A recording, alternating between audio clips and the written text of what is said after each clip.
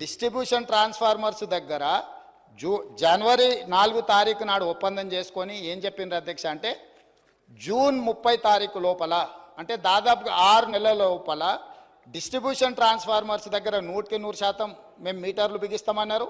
అదేవిధంగా 500 యూనిట్లు కానీ 200 యూనిట్లు వాడుకునే వాళ్లకు 31 డిసెంబర్ 2018 అదేవిధంగా 31 డిసెంబర్ 2019 అంటే 100% గృహ వినియోగదారులకు అదేవిధంగా వ్యవసాయ డిస్ట్రిబ్యూషన్స్ ఉన్న దగ్గర మేము మీటర్లు పెడతామని ఒప్పందాలు చేసి సంతకాలు చేశారు అధ్యక్ష.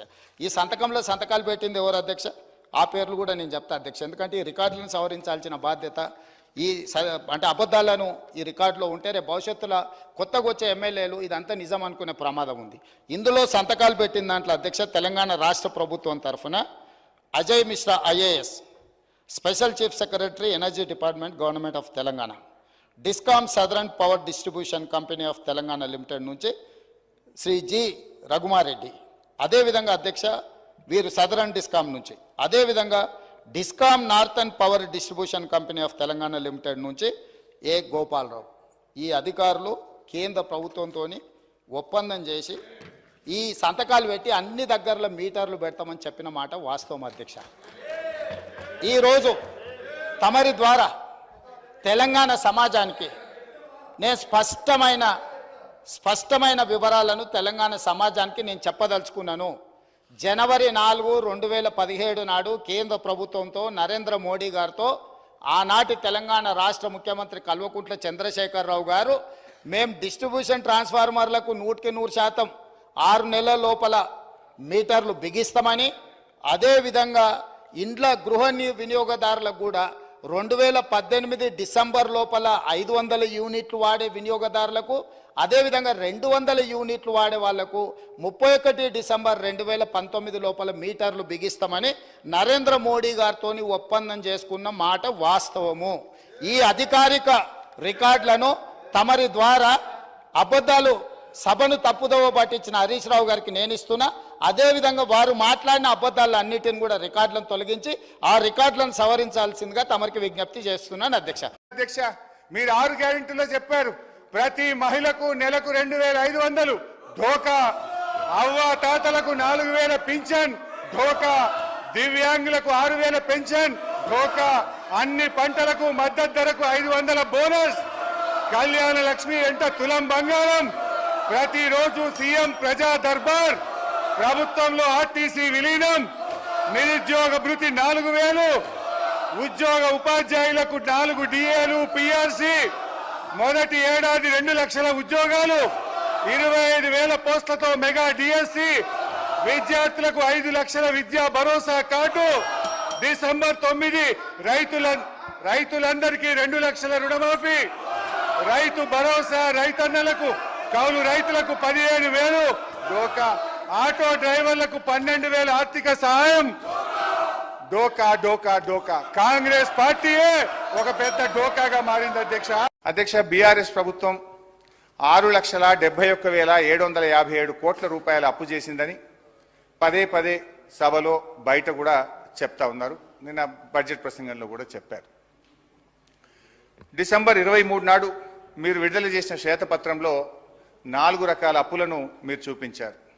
అందులో 2 రకాల అప్పులేమో రాష్ట్ర ప్రభుత్వం చెల్లించాల్సినటువంటి అప్పులు, 2 రకాల అప్పులేమో రాష్ట్ర ప్రభుత్వం చెల్లించదు, రాష్ట్ర ప్రభుత్వం మీద భారం లేనటువంటి అప్పులు.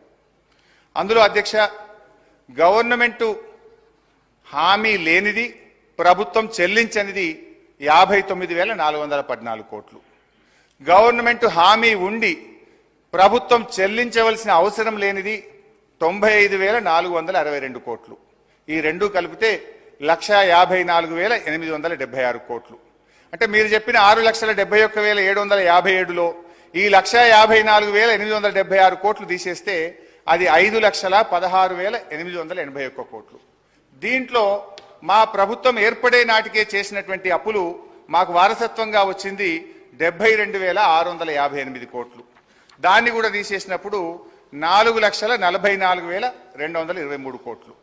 ఈ 4,44,233 కోట్లలో వారసత్వంగా ఉమ్మడి ఆంధ్రప్రదేశ్ ప్రభుత్వం నుంచి వచ్చిన అంటే ప్రభుత్వము హామీ ఇచ్చి ప్రభుత్వమే చెల్లించేటువంటి ఎస్పీవీకి సంబంధించిన 11,609 కోట్లు ఉన్నాయి. దాన్ని కూడా మనం తొలగించినట్టయితే 4,32,614 కోట్లు.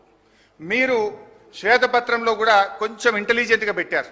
అది ఏం పెట్టారంటే మా ప్రభుత్వం దిగిపోయే నాటికి ఎంత ఉంటుందో పెడితే బాగుండు.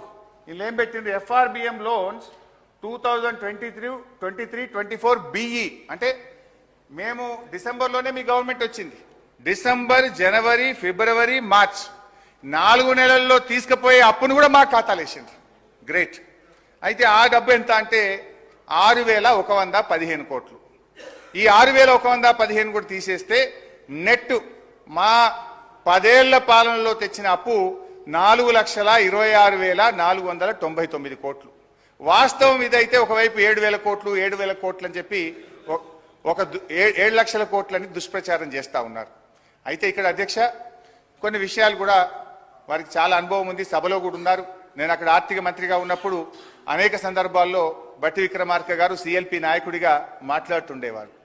ఈ 4,26,499 కోట్లలో కూడా కొన్ని ప్రత్యేకమైన పరిస్థితులు, కేంద్ర ప్రభుత్వ నిర్ణయాలు, కరోనా లాంటి ప్రపంచమే గడగడలాడి దేశం మొత్తం గడగడలాడినటువంటి ఒక ప్రత్యేక పరిస్థితి 2 సంవత్సరాలు వరుసగా మనం ఎదుర్కొన్నాం. ఈ 4,26,499 కోట్లలో అధ్యక్ష వాస్తవానికి ఏం జరిగింది, కేంద్ర ప్రభుత్వం 2 నిర్ణయాలు తీసుకున్నది. ఒకటి, డిస్కామ్ల అప్పులన్నీ రాష్ట్ర ప్రభుత్వాలే తీసుకోవాలని పార్లమెంట్లో చట్టం చేసి బలవంతంగా రాష్ట్ర ప్రభుత్వాల మీద ఉదయ్ అనేటువంటి పథకాన్ని తెచ్చి రుద్దారు. అట్లా మనకు 9,000 కోట్లు కేంద్ర నిర్ణయం వల్ల రాష్ట్రం మీద అప్పు భారం పడ్డది. 2, 14వ ఆర్థిక సంఘం నుంచి రాష్ట్రానికి గ్రాంట్గా రావాల్సిన డబ్బు, దేశంలో డబ్బు లేదు, కొంత ఇబ్బంది ఉన్నది, గ్రాంట్కు బదులు మీరు అప్పు తెచ్చుకోండి అని ఓ 2,459 కోట్లకు ప్రత్యేకంగా కేంద్ర ప్రభుత్వం దేశం మొత్తం నిర్ణయం తీసుకున్నది. తెలంగాణ కోసం కూడా గ్రాంట్గా రావాల్సింది బడ్జెట్లో పెట్టుకున్నది, గ్రాంట్గా ఇవ్వకుండా అప్పు తెచ్చుకోమని కేంద్ర ప్రభుత్వం నిర్ణయం తీసుకుంటే అదొకటి మన మీద భారం పడ్డది. రెండిటికంటే ముఖ్యం, సరే కేంద్ర విధానపరమైన నిర్ణయాల వల్ల దాదాపు 11-12 కోట్లు మన రాష్ట్రం మీద భారం పడ్డది. రెండవది కరోనా. మనం ఎప్పుడైనా జిఎస్డిపిలో 3% అప్పే తెచ్చుకుంటాం, కానీ కరోనా వచ్చినప్పుడు దేశం మొత్తం కూడా ఆర్థిక మాంద్యం వచ్చింది, ప్రజలకు ఉపాధి అవకాశాలు దెబ్బతిన్నాయి. ఈ దేశ భవిష్యత్తును దృష్టిలో పెట్టుకొని, రాష్ట్రాల్లో ప్రజల భవిష్యత్తును దృష్టి పెట్టుకొని కేంద్ర ప్రభుత్వం ఏం చేసిందంటే 2 సంవత్సరాలు వరుసగా అదనపు ఎఫ్ఆర్బిఎం ఇచ్చి మీరు క్యాపిటల్ ఎక్స్పెండిచర్ చేయండి, ఖర్చు పెట్టండి, ఆర్థిక అభివృద్ధికి తోడ్పడుతుంది, డబ్బు చలామణిలో లేకపోతే ప్రజలకు ఇబ్బంది అవుతుందని 2020-21లో 1.75% అదనంగా జిఎస్డిపి అప్పు తెచ్చుకోవాలని 17,558 కోట్లు కరోనా మొదటి సంవత్సరంలో తేవాల్సి వచ్చింది. కరోనా రెండవ సంవత్సరంలో 1% 10,784 కోట్లు తేవాల్సి వచ్చింది. అంటే ఈ వరుసగా 2 ఏళ్ల కరోనా వల్ల ఒక 28,000 కోట్లు, ఒక 12,000 కోట్లు కేంద్ర ప్రభుత్వం యొక్క విధానపరమైన నిర్ణయాల వల్ల. ఈ 2 కలిపితే దాదాపు అనివార్యంగా 41,159 కోట్లు కరోనా మరియు కేంద్ర ప్రభుత్వ నిర్ణయాల వల్ల మనం అదనంగా తీసుకోవాల్సి వచ్చింది. అంటే ఈ 41,000 కోట్లు కూడా తీసేస్తే నార్మల్ ప్లాన్ లో 10 ఏళ్ల మా పాలనలో మేము చేసిన రాష్ట్ర ప్రభుత్వం కట్టే అప్పు ఎంత అంటే 3,85,340 కోట్లుగా తేలింది. కానీ మీరు తిమ్మిని బమ్మి చేసి వాస్తవాలను వక్రీకరించి 7 లక్షల కోట్ల అప్పు చేసిందని చెప్పి ప్రజల దృష్టిలో మీరు తెస్తా ఉన్నారు అధ్యక్ష. ఇన్ఫాక్ట్ ఇక్కడ ఇంకొక విషయం కూడా చెప్పాలి అధ్యక్ష, అప్పులు ఎడాపెడా చేశామని, ఎక్కడ దొరికితే అక్కడ తెచ్చామని చేశారు, కానీ మేము బాధ్యతతో చేశాం. మేము ఆస్తుల కల్పన కోసం చేశాం. అవకాశాలున్నా మేము అప్పులు తీసుకోలేదు.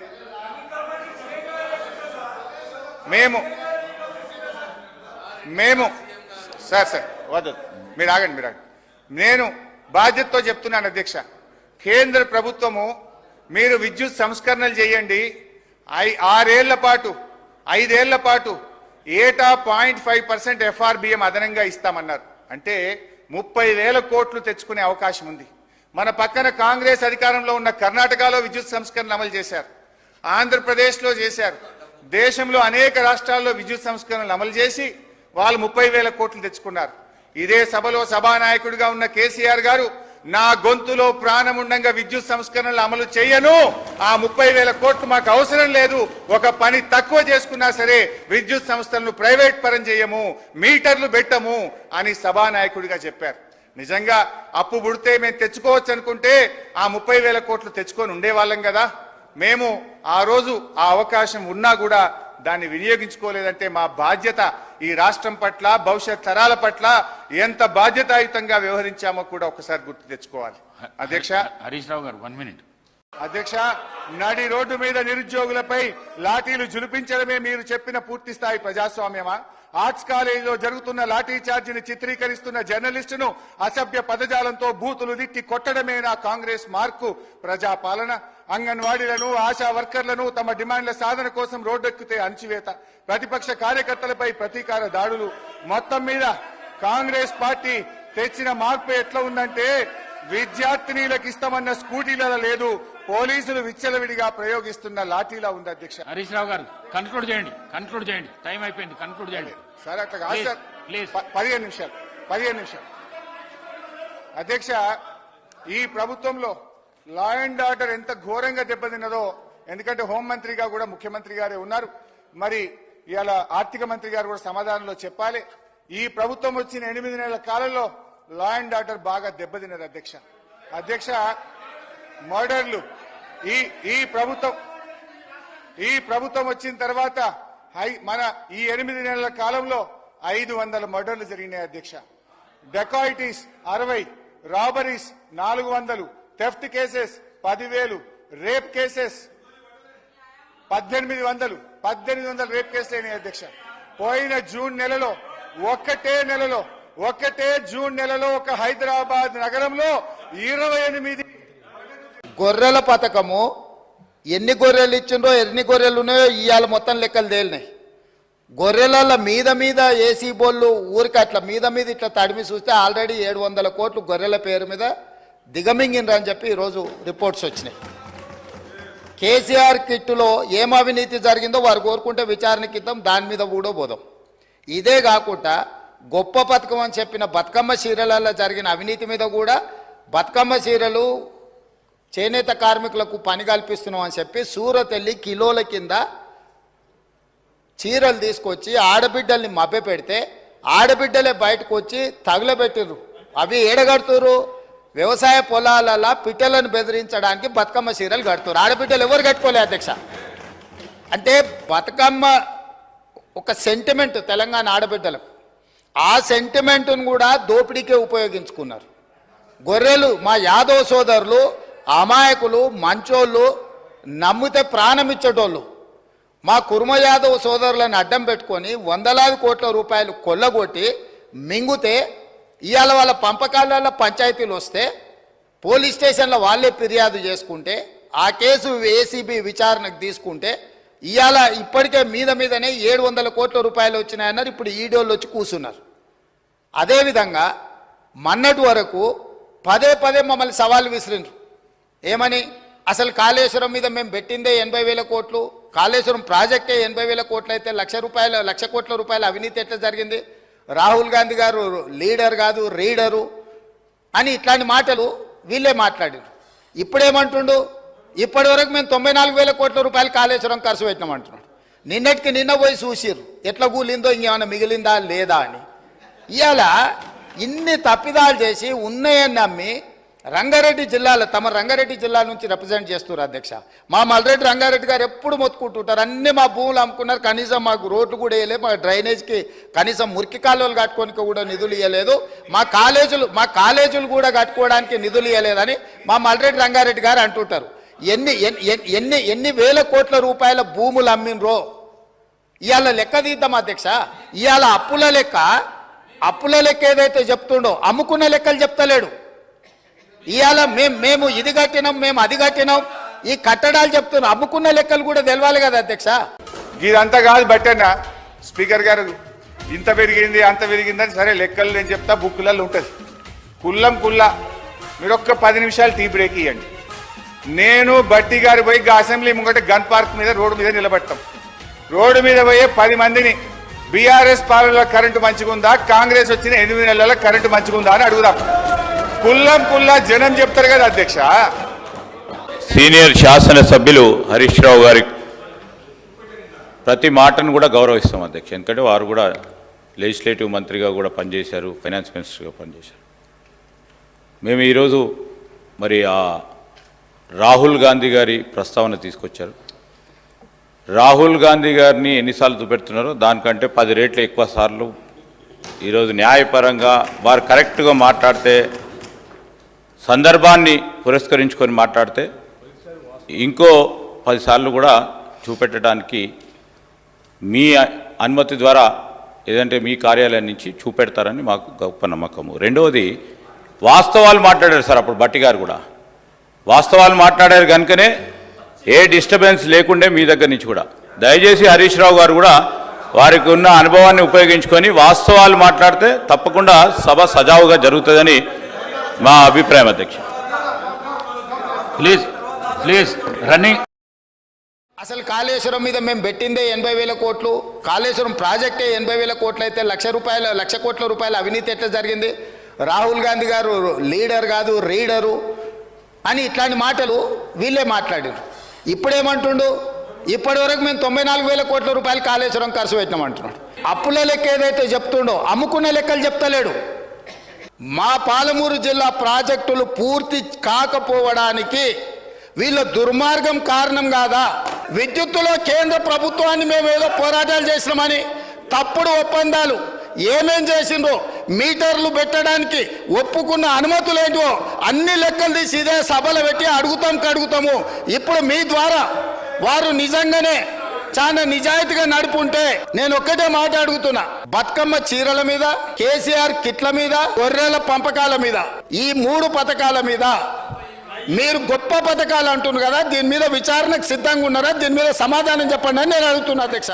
పోస్ట్ ఆఫీస్ దగ్గర, బ్యాంకు దగ్గరికి వచ్చి అవ్వాతాతలు మా 4,000 ఎప్పుడు పడుతున్నాయి బిడ్డ అని ఎంతో ఆర్తితో ఆవేదనతో అడుగుతున్నారు. దివ్యాంగ సోదర సోదరీమణులు దీనంగా ఎదురు చూస్తున్నారు. ఒంటరి మహిళలు కంట నీరు పెట్టుకుంటున్నారు.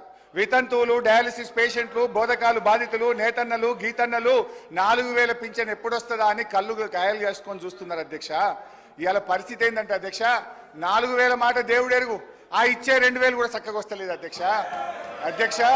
మే నెల పెన్షన్, జూన్ నెల పెన్షన్, 2 నెలల పెన్షన్ ఈ రోజు వరకు పెండింగ్ ఉన్నది. ఇవాళ 27వ తారీఖు అధ్యక్ష. రామ్మోహన్ రెడ్డి గారు.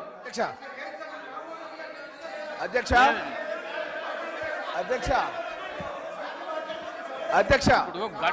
ఇప్పుడు 57 నిమిషాలకు 72 నిమిషాలు వాళ్ళ టైం దియంగా 72 నిమిషాలు మాట్లాడారు అధ్యక్ష. అరే బడ్జెట్ మాట్లాడితే మీకు ఇప్పుడు అవునండి.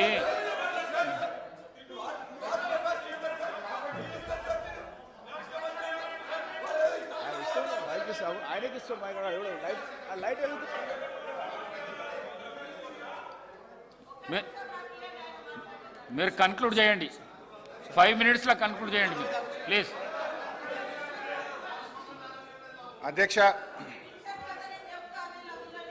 అధ్యక్ష మేమనేది ఒకటే అధ్యక్ష, ఇప్పటికైనా 4,000 పెన్షన్ ఇవ్వండి. పెండింగ్లో ఉన్న 2 నెలల పెన్షన్లు కూడా 2,000 వెంటనే రిలీజ్ చేసి వారికి ఆదుకోవాలని చెప్పి మీ ద్వారా విజ్ఞప్తి చేస్తున్నా అధ్యక్ష. ఈ విషయంలో ఏం చెప్పాలని బాగా ఆలోచించాను అధ్యక్ష. బడ్జెట్ ప్రసంగంలో బట్టి గారు ఒక మాట అన్నారు. బడ్జెట్ ప్రసంగంలో బట్టి గారు ఏమన్నారంటే, చేతగానమ్మకు మాటలు ఎక్కువ. హరీష్ రావు గారు సీతక్క చాలా చెప్పట్లేదని చెప్తున్నారు కదా. వీళ్ళ ప్రభుత్వ హయాంలోనే జూలై నెలలో ఇవ్వాల్సినటువంటి పెన్షన్ 2020 జూలైలో ఇవ్వాల్సినటువంటి పెన్షన్ ఇవ్వకుండా ఆగస్టు నెలలో ఇచ్చిర్రు. అప్పటి నుంచి 1 నెల లేట్ అవుతూ వస్తుంది. అది ఇప్పుడు మా మీద చెప్తున్నారు. ఆన్ రికార్డ్ నా దగ్గర ఉంది. అదే అధికారులు ఉన్నారు కదా, సవాల్ చేస్తున్నా. ఇంకొకటి సార్, చేయిత అని మాట్లాడుతున్నారు. వీళ్ళు 2018లో ఎలక్షన్ మేనిఫెస్టోలో మేము 65 సంవత్సరాలను 57 సంవత్సరాలకు తగ్గించి అందరికీ పెన్షన్స్ ఇస్తామన్నారు. 3.5 ఏళ్ల తర్వాత 57 సంవత్సరాలకు పెన్షన్ ఇచ్చారు. అదే కాకుండా వీళ్ళ హయాంలో డబల్ పెన్షన్స్ తీసుకునేటువంటి వాళ్ళు, సర్వీస్లో ఉండి సర్వీస్ మూలంగా వచ్చేటువంటి పెన్షన్ 24,000 30,000 తీసుకునేటువంటి వాళ్ళకు కూడా ఈ 2,000 పెన్షన్ వర్తింపజేశారు దాదాపుగా 5,000 మందికి. అదే కాకుండా ఒక కార్పొరేషన్ చైర్మన్గా ఉంటూ కూడా చైర్మన్గా వచ్చే అలవెన్సులు తీసుకుంటూ ఈ 6,000 పెన్షన్స్ కూడా ఉన్నాయి. ఇవన్నీ నేను నిరూపిస్తా. మరి ఇలాంటివన్నీ మేము సరి చేస్తూ ఉన్నాం. మీరు అద్భుతంగా అబద్ధాలను మా మీద ప్రచారం చేసి మీ సంవత్సరం మీరున్నప్పుడు కూడా 31వ తారీఖు 20వ తారీఖు 16 27 అట్లా ఇచ్చిన మొత్తం 2014 నుంచి డాటా మొత్తం నా దగ్గర ఉంది. మీరు చెప్పటే కరెక్ట్ అని చెప్పి మిగతా వాళ్ళంతా తప్పు, మేము తప్ప ఇక ఈ దేశాన్ని పరిపాలించటం లేరు, అందరు తప్పులు అనేటువంటి విధంగా మాట్లాడడం సరైనది కాదు. నేను ఈ రికార్డు ఇస్తా, హరీష్ రావు గారు చూసుకోవాలని కోరుతా ఉన్నాను. వీళ్ళు ఎంతసేపు మాయి చెప్పే ప్రయత్నం చేస్తున్నారు. మేము సరిగా చేయలేదు కనుకనే మమ్మల్ని ప్రతిపక్షంలో కూర్చోబెట్టారు. రేపు మీరు కూడా ఈడికి వస్తారా? మరి రాండి, మీరు అదే తప్పు చేస్తే మీరు ఈడికి వస్తారు, మేము ఆడికి వస్తాం. అధ్యక్ష, సరే సీతక్క గారితో నా మనవి, అక్క రివ్యూ చేసుకోండి.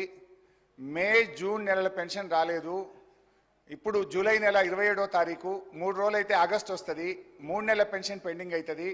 నేను ఊర్లలోకి పోయి డైరెక్ట్గా పెన్షనర్లతో మాట్లాడి చెప్తున్నా. ఇవాళ ఉదయం అసెంబ్లీలో మాట్లాడితే కనుక నా కాన్స్టిట్యున్సీకి ఫోన్ చేసి పెన్షనర్ని అడిగి తెలుసుకొని 1కి 2 సార్లు క్రాస్ చెక్ చేసుకొని మాట్లాడతా. నేను అట్లా తొందరపడి మాట్లాడాను. 2 months పెండింగ్ ఉంది, 3rd month కాబోతుంది. సరే అయితే సార్, ఇప్పుడు బడ్జెట్ ప్రసంగంలో బట్టి గారు అన్నట్టు చేతగానమ్మకు మాటలు ఎక్కువ అనే మాట ఇది మాకు కాదు, ఆప్ట్గా కాంగ్రెస్ పార్టీకి మీకే వర్తిస్తుంది. అధ్యక్ష, బీఆర్ఎస్ ప్రభుత్వం 6,71,757 కోట్ల రూపాయల అప్పు చేసిందని పదే పదే సభలో బయట కూడా చెప్తా ఉన్నారు. నిన్న బడ్జెట్ ప్రసంగంలో కూడా చెప్పారు. డిసెంబర్ 23 నాడు మీరు విడుదల చేసిన శ్వేతపత్రంలో 4 రకాల అప్పులను మీరు చూపించారు. అందులో 2 రకాల అప్పులేమో రాష్ట్ర ప్రభుత్వం చెల్లించాల్సినటువంటి అప్పులు, 2 రకాల అప్పులేమో రాష్ట్ర ప్రభుత్వం చెల్లించదు, రాష్ట్ర ప్రభుత్వం మీద భారం లేనటువంటి అప్పులు. అందులో అధ్యక్ష, గవర్నమెంటు హామీ లేనిది, ప్రభుత్వం చెల్లించనిది 59,414 కోట్లు. గవర్నమెంట్ హామీ ఉండి ప్రభుత్వం చెల్లించవలసిన అవసరం లేనిది 95,462 కోట్లు. ఈ రెండు కలిపితే 1,54,876 కోట్లు. అంటే మీరు చెప్పిన 6,71,757లో ఈ 1,54,876 కోట్లు తీసేస్తే అది 5,16,881 కోట్లు. దీంట్లో మా ప్రభుత్వం ఏర్పడే నాటికే చేసినటువంటి అప్పులు మాకు వారసత్వంగా వచ్చింది 72,658 కోట్లు. దాన్ని కూడా తీసేసినప్పుడు 4,44,223 కోట్లు. ఈ 4,44,233 కోట్లలో వారసత్వంగా ఉమ్మడి ఆంధ్రప్రదేశ్ ప్రభుత్వం నుంచి వచ్చిన, అంటే ప్రభుత్వము హామీ ఇచ్చి ప్రభుత్వమే చెల్లించేటువంటి ఎస్పీవీకి సంబంధించిన 11,609 కోట్లు ఉన్నాయి. దాన్ని కూడా మనం తొలగించినట్టయితే 4,32,614 కోట్లు. మీరు శ్వేతపత్రంలో కూడా కొంచెం ఇంటెలిజెంట్గా పెట్టారు. అది ఏం పెట్టారంటే, మా ప్రభుత్వం దిగిపోయే నాటికి ఎంత ఉంటుందో పెడితే బాగుండు. వీళ్ళు ఏం పెట్టిండ్రు, ఎఫ్ఆర్బిఎం లోన్స్ 2023-24 బిఈ, అంటే మేము డిసెంబర్లోనే మీ గవర్నమెంట్ వచ్చింది, డిసెంబర్ జనవరి ఫిబ్రవరి మార్చ్ 4 నెలల్లో తీసుకుపోయే అప్పును కూడా మా ఖాతాలు వేసిండ్రు. గ్రేట్. అయితే ఆ డబ్బు ఎంత అంటే 6,115 కోట్లు. ఈ 6,115 కూడా తీసేస్తే నెట్ మా 10 ఏళ్ల పాలనలో తెచ్చిన అప్పు 4,26,499 కోట్లు. వాస్తవం ఇదైతే ఒకవైపు 7,000 కోట్లు 7,000 కోట్లు అని చెప్పి ఒక 7 లక్షల కోట్లని దుష్ప్రచారం చేస్తూ ఉన్నారు. అయితే ఇక్కడ అధ్యక్ష, కొన్ని విషయాలు కూడా వారికి చాలా అనుభవం ఉంది, సభలో కూడా ఉన్నారు. నేను అక్కడ ఆర్థిక మంత్రిగా ఉన్నప్పుడు అనేక సందర్భాల్లో బట్టి విక్రమార్క గారు సిఎల్పి నాయకుడిగా మాట్లాడుతుండేవారు. ఈ 4,26,499 కోట్లలో కూడా కొన్ని ప్రత్యేకమైన పరిస్థితులు, కేంద్ర ప్రభుత్వ నిర్ణయాలు, కరోనా లాంటి ప్రపంచమే గడగడలాడి దేశం మొత్తం గడగడలాడినటువంటి ఒక ప్రత్యేక పరిస్థితి 2 సంవత్సరాలు వరుసగా మనం ఎదుర్కొన్నాం. ఈ 4,26,499 కోట్లలో అధ్యక్ష, వాస్తవానికి ఏం జరిగింది, కేంద్ర ప్రభుత్వం 2 నిర్ణయాలు తీసుకున్నది. ఒకటి, డిస్కామ్ల అప్పులన్నీ రాష్ట్ర ప్రభుత్వాలే తీసుకోవాలని పార్లమెంట్లో చట్టం చేసి బలవంతంగా రాష్ట్ర ప్రభుత్వాల మీద ఉదయ్ అనేటువంటి పథకాన్ని తెచ్చి రుద్దారు. అట్లా మనకు 9,000 కోట్లు కేంద్ర నిర్ణయం వల్ల రాష్ట్రం మీద అప్పు భారం పడ్డది. 2, 14వ ఆర్థిక సంఘం నుంచి రాష్ట్రానికి గ్రాంట్గా రావాల్సిన డబ్బు, దేశంలో డబ్బు లేదు, కొంత ఇబ్బంది ఉన్నది, గ్రాంట్కు బదులు మీరు అప్పు తెచ్చుకోండి అని ఓ 2,459 కోట్లకు ప్రత్యేకంగా కేంద్ర ప్రభుత్వం దేశం మొత్తం నిర్ణయం తీసుకున్నది. తెలంగాణ కోసం కూడా గ్రాంట్గా రావాల్సింది బడ్జెట్లో పెట్టుకున్నది గ్రాంట్గా ఇవ్వకుండా అప్పు తెచ్చుకోమని కేంద్ర ప్రభుత్వం నిర్ణయం తీసుకుంటే అదొకటి మన మీద భారం పడ్డది. రెండిటికంటే ముఖ్యం, సరే కేంద్ర విధానపరమైన నిర్ణయాల వల్ల దాదాపు 11-12 కోట్లు మన రాష్ట్రం మీద భారం పడ్డది. రెండవది కరోనా. మనం ఎప్పుడైనా జిఎస్డిపిలో 3% అప్పే తెచ్చుకుంటాం. కానీ కరోనా వచ్చినప్పుడు దేశం మొత్తం కూడా ఆర్థిక మాంద్యం వచ్చింది, ప్రజలకు ఉపాధి అవకాశాలు దెబ్బతిన్నాయి. ఈ దేశ భవిష్యత్తును దృష్టిలో పెట్టుకొని, రాష్ట్రాల్లో ప్రజల భవిష్యత్తును దృష్టి పెట్టుకొని కేంద్ర ప్రభుత్వం ఏం చేసిందంటే 2 సంవత్సరాలు వరుసగా అదనపు ఎఫ్ఆర్బిఎం ఇచ్చి మీరు క్యాపిటల్ ఎక్స్పెండిచర్ చేయండి, ఖర్చు పెట్టండి, ఆర్థిక అభివృద్ధికి తోడ్పడుతుంది, డబ్బు చలామణిలో లేకపోతే ప్రజలకు ఇబ్బంది అవుతుందని 2020-21లో 1.75% అదనంగా జిఎస్డిపి అప్పు తెచ్చుకోవాలని 17,558 కోట్లు కరోనా మొదటి సంవత్సరంలో తేవాల్సి వచ్చింది. కరోనా రెండవ సంవత్సరంలో 1% 10,784 కోట్లు తేవాల్సి వచ్చింది. అంటే ఈ వరుసగా 2 ఏళ్ల కరోనా వల్ల ఒక 28,000 కోట్లు, ఒక 12,000 కోట్లు కేంద్ర ప్రభుత్వం యొక్క విధానపరమైన నిర్ణయాల వల్ల, ఈ 2 కలిపితే దాదాపు అనివార్యంగా 41,159 కోట్లు కరోనా మరియు కేంద్ర ప్రభుత్వ నిర్ణయాల వల్ల మనం అదనంగా తీసుకోవాల్సి వచ్చింది. అంటే ఈ 41,000 కోట్లు కూడా తీసేస్తే నార్మల్ ప్లాన్ లో 10 ఏళ్ల మా పాలనలో మేము చేసిన రాష్ట్ర ప్రభుత్వం కట్టే అప్పు ఎంత అంటే 3,85,340 కోట్లుగా తేలింది. కానీ మీరు తిమ్మిని బమ్మి చేసి వాస్తవాలను వక్రీకరించి 7 లక్షల కోట్ల అప్పు చేసిందని చెప్పి ప్రజల దృష్టిలో మీరు తెస్తా ఉన్నారు అధ్యక్ష. ఇన్ఫాక్ట్ ఇక్కడ ఇంకొక విషయం కూడా చెప్పాలి అధ్యక్ష, అప్పులు ఎడాపెడా చేశామని, ఎక్కడ దొరికితే అక్కడ తెచ్చామని చేశారు. కానీ మేము బాధ్యతతో చేశాం, మేము ఆస్తుల కల్పన కోసం చేశాం. అవకాశాలున్నా మేము అప్పులు తీసుకోలేదు.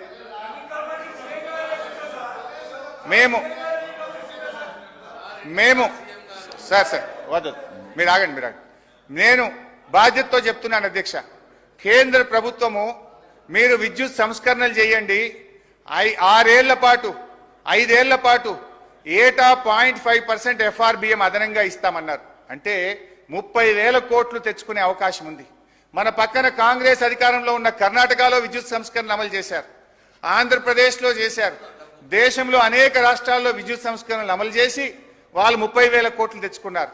ఇదే సభలో సభానాయకుడిగా ఉన్న కేసీఆర్ గారు నా గొంతులో ప్రాణముండంగా విద్యుత్ సంస్కరణలు అమలు చేయను, ఆ 30,000 కోట్లు మాకు అవసరం లేదు, ఒక పని తక్కువ చేసుకున్నా సరే విద్యుత్ సంస్థలను ప్రైవేట్ పరం చేయము, మీటర్లు పెట్టము అని సభానాయకుడిగా చెప్పారు. నిజంగా అప్పు పుడితే మేము తెచ్చుకోవచ్చు అనుకుంటే ఆ 30,000 కోట్లు తెచ్చుకొని ఉండేవాళ్ళం కదా.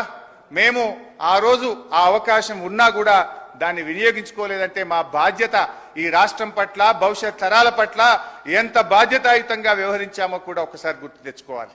అధ్యక్ష, హరీష్ రావు గారు 1 minute.